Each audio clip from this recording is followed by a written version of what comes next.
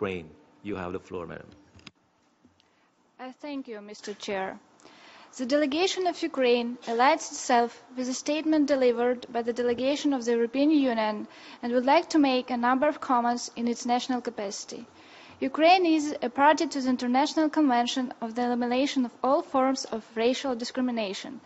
Ukrainian legislation guarantees a full respect of human rights and fundamental freedoms and ensures equality in political, economic, social, cultural, and other spheres of public life for all citizens without distinction of their race, color, national and ethnic origin.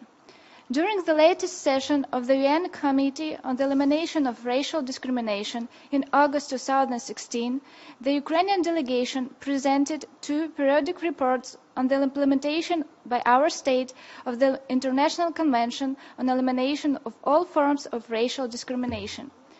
Since the temporary occupation of the Autonomous Republic of Crimea and the city of Sevastopol by the Russian Federation and its armed aggression in certain areas of Donbas region, the occupation authorities have been engaging in targeted activities against the indigenous Crimean Tatar population and the Ukrainian-speaking citizens living in the occupied territory in a manner that may be characterized as racial discrimination.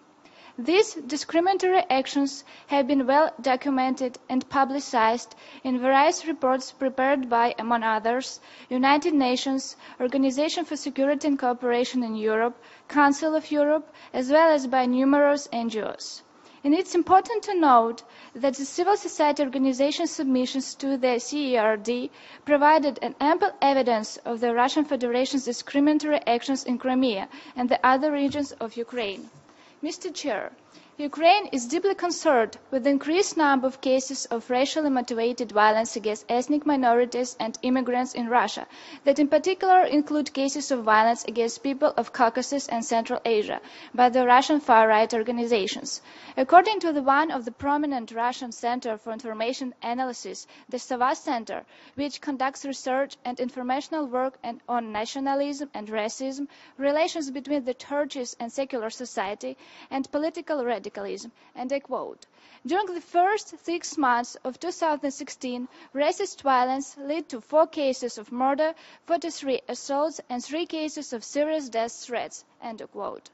Meanwhile, Russian government has been endorsing the far-right movements and improving their participation in the ongoing aggression against my country as a part of a hybrid warfare strategy, and the state-owned media have been practicing the hate propaganda which enforces ethnic hostility.